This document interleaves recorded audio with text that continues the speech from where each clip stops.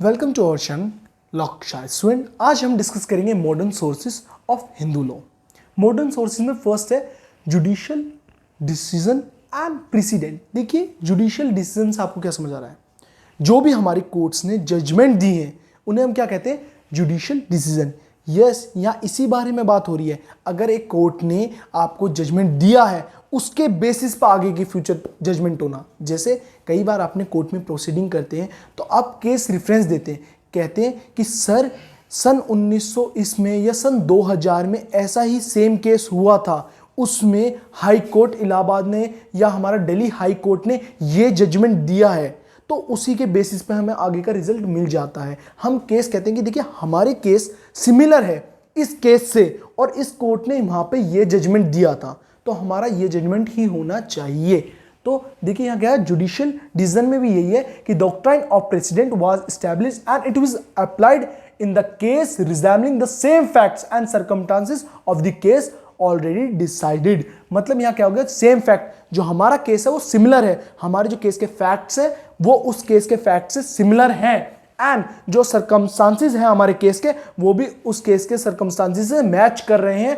तो जो already decided, जो केस ऑलरेडी डिसाइडेड हो गया, तो उस टाइम जो आपका जजमेंट आता है वो सिमिलर ही हो जाता है। ज़्यादा से ज़्यादा टाइम, ज़्यादा से ज़्यादा बार वो केस का जो जजमेंट होता है वो ऑलरेडी डिसाइडेड केस के ही बिहाफ पे होता है। होपफुली समझ आया। एक और बार समझाता हूँ।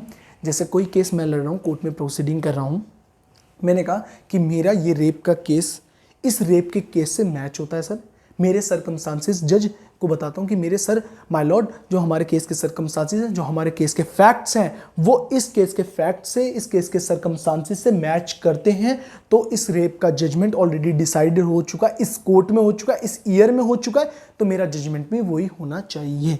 ठीक है, अब आते हैं justice, equity and good conscience. Justice, equity and good conscience is the basic rule of law. देखिए लॉ का ये बेसिक रूल है कि आप इक्वली ट्रीट करेंगे, जस्टिस देंगे, मतलब आप जो डिसीजन देंगे, जजमेंट देंगे वो बिल्कुल इक्वल हो, ऐसा ना हो पार्शियल करें। ठीक है, एंड गुड कंसाइंस, मतलब ऐसा आप गुड कंसाइंस रखेंगे कि ऐसा ना हो कि हमारे सोसाइटी में इम्पैक्ट मिले, और ऐसा ना हो कि बहुत रश हो जाए कि जैसे अगर किसी लड़की का रेप हुआ है तो आप उसके बिहाफ पे गुड कंसाइंस, मतलब आपकी जो इंटेंशन होगी वो गुड होनी चाहिए। ठीक है, at the time of judgement the rule is considered to be the fairest and reasonable option available to the person.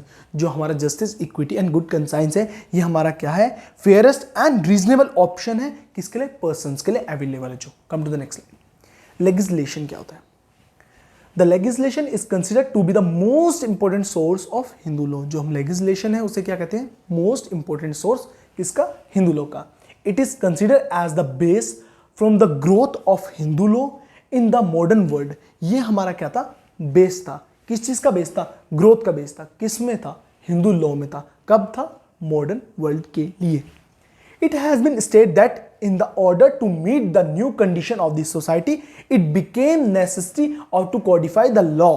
क्या होता है, हमारा जो इन्वायरमेंट है सोसाइटी का डायनेमिक है। सर डायनेमिक का मतलब जो हमारा सोसाइटी का इन्वायरमेंट है एक टाइम पीरियड के बाद चेंज होता रहता है, तो हमारे लॉ को भी चेंज करना पड़ता है according to the environment, according to the society. हमें अमेंडमेंट्स करने पड़ते हैं, हमारे लॉ को चेंज करना पड़ता है, किसके लिए, फेवरेबल कंडीशन बनी रहे हमारी सोसाइटी में।